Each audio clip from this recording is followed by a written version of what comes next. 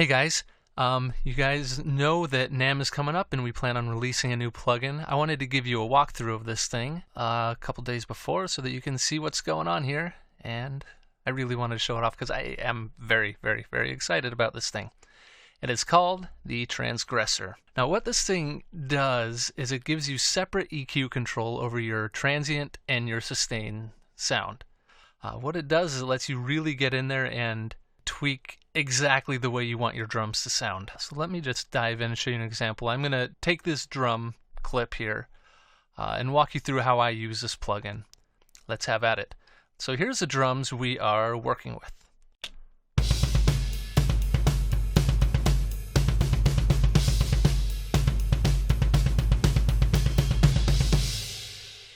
Now, those drums don't sound bad, but I don't want a boomy kit. I want something tight that hits hard, that can cut through a dense rock mix, okay? So what I'm going to do is I'm going to start with the kick.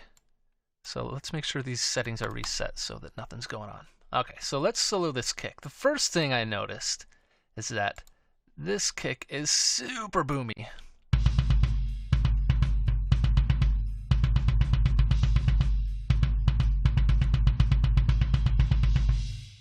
And while that can be great, in this instance, I just don't want that much bloom in my kick. So what I'm going to do first is take out that bloom. Now, the first thing to do when you open this plugin is to set up the detector. That is what detects whether something is a transient or a sustain. And the easiest way I find to do it is to mute the sustain altogether. Okay, so we're only listening to the transient. And then you can set up your detector settings so that you're really focusing on the transient and not getting any false triggers or anything. So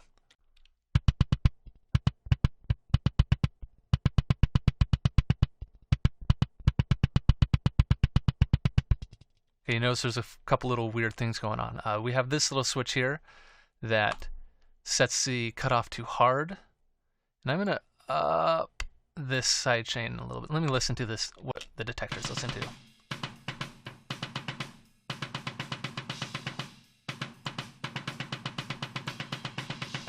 Okay.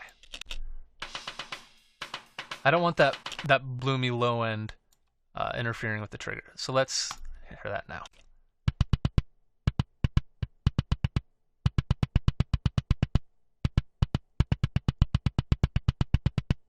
Okay, so there.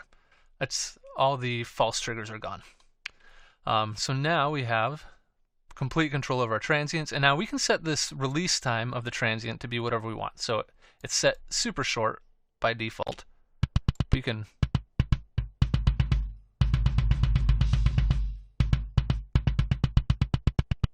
go all the way down to almost nothing. Anyway, so what I want to do first is focus on this bloom. So I'm going to take out some low end from this sustain. This is what we start out with. Now I'm not adding any transient here. I'm just taking out some stuff from the sustain. And I'm only taking out this low end so it's not some blah blah every time you hit it. And already that gets us a lot closer. It's a kick drum that's hitting hard. But I want to now do some extreme stuff to the transient. Now, that rule that people talk about where you should only boost or cut by a few dB, those rules don't apply here because we're not EQing the entire kick drum, we're just EQing the transient. So we can go kind of crazy with this stuff. So first thing I'm going to do is scoop out the mids because the low mids, because I don't like them.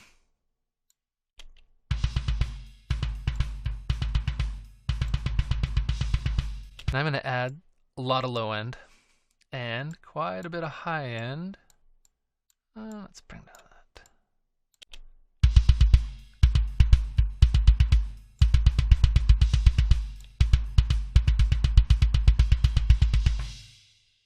There we go. Now, you'll notice that this low shelf, it lets you go kind of extreme in the resonance in the Q. And what it does is it gives a little bit of a boost right here, and that actually In this case, in a normal EQ, that's kind of a stupid feature to have, but in this, it actually really lets that kick that low end through nice and hard. Alright, so I'm going to call that a day. I don't know, maybe that's good. Anyway, this is what we start out with the kick. And this is what we're ending up with. Okay, so obviously that's a huge change in the kick. It's hitting hard. It's not booming throughout, for 4 seconds each time you hit it. Anyway, that may or may not be right for the sound, but that's a good starting point. Let's move on. So let's put that back in with the whole drum kit.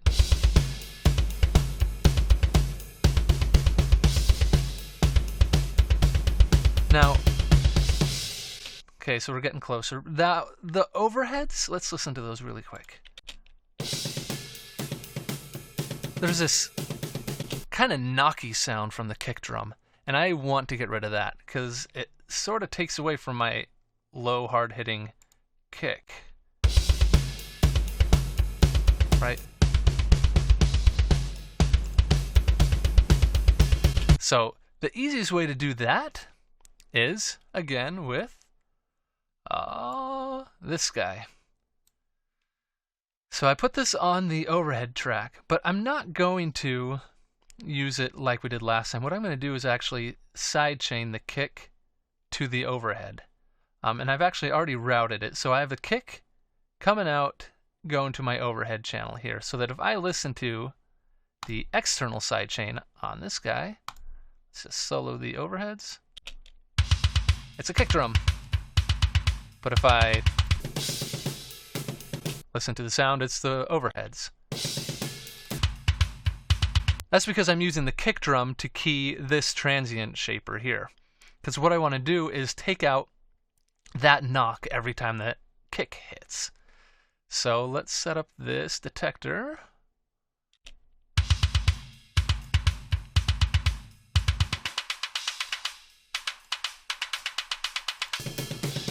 And mute this because it's easy to... Okay.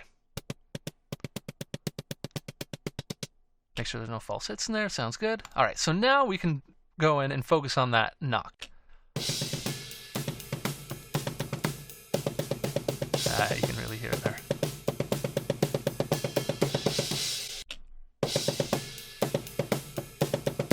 And just take it out. Okay, so now let's listen to these together.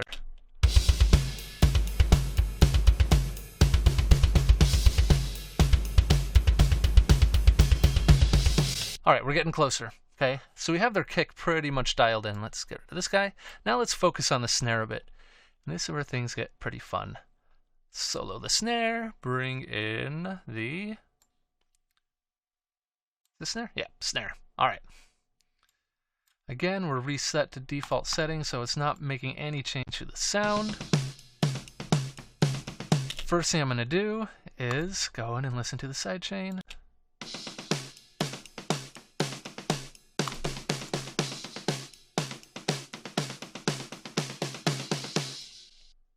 And this will tell you, just to give you what I'm doing here is any sound below this threshold here will not be considered a transient. Anything that rises above it will.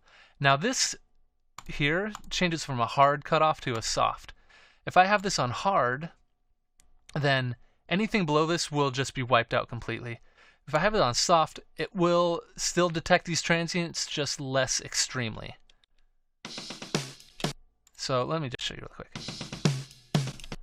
Transient only. So you can hear those kick drums still are triggering this transient detector. But if I turn this on and say, get rid of all that junk underneath the thing, it's only picking up that snare that's going up above that threshold. On close mics, I usually like to have this hard. If I'm doing a more general sort of soft massaging, it's nice to have this on soft. Anyway, that's set up. Let's move in. So first things first, what do we want to fix here? I don't like how long that snare sustains after its initial transient. There's sort of this like junk, junk, junk sound every time it hits. So let me try to find out where that's happening.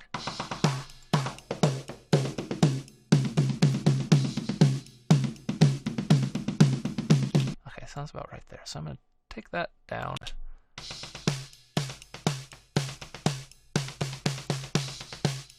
Now I'm going to focus on that transient. And I can, I'll probably want this to be a bit longer.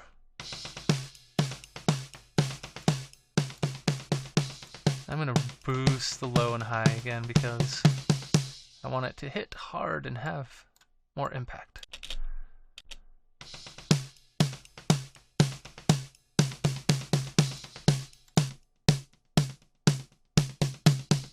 There we go. Okay, I kind of like that. So this is where we ended up with, where we started. Again, we're not, this one I'm not going to go too crazy with. I just wanted to take out that drunk, drunk sound every time it hit. Okay, so let's call that done for now. Now this is where it gets fun. Actually, no. First, let's listen to what we have.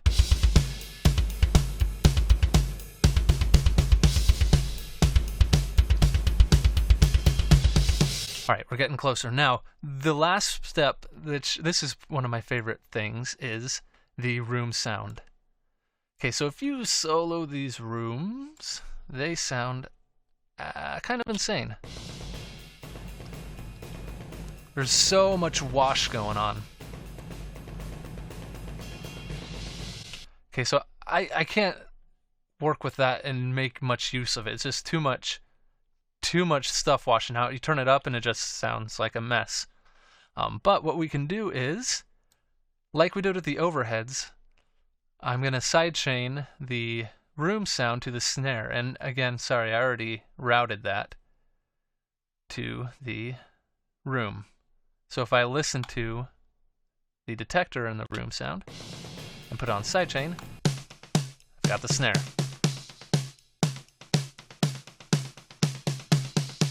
So I'm going to do the same idea. Solo the transient, make sure I'm going off.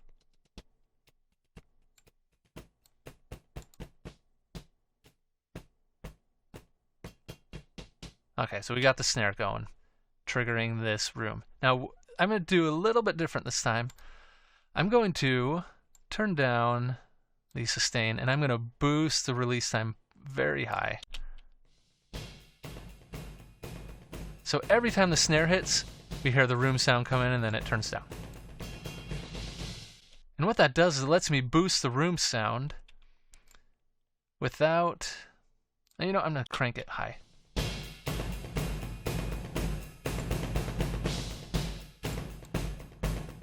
So now I can hear the room of the snare.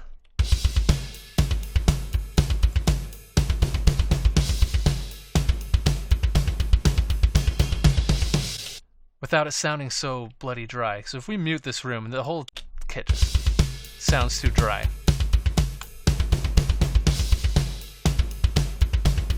Now I'm not quite done yet. I'm going to EQ this. Again, there's a bit too much mid-range, and I tend to like to take out that low mid stuff. Sorry, my phone's beeping.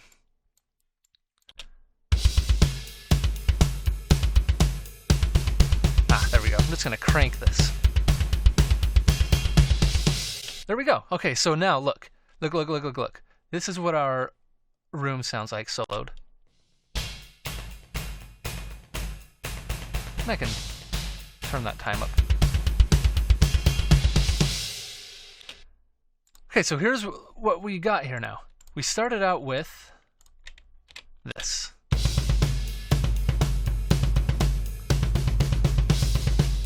A boomy knocky kick, a sort of weenie snare, and a washed out room, and we ended up with... I can adjust levels. I probably went a little crazy with that. Anyway, you can see that you can really take your sound and just dial it in however you want.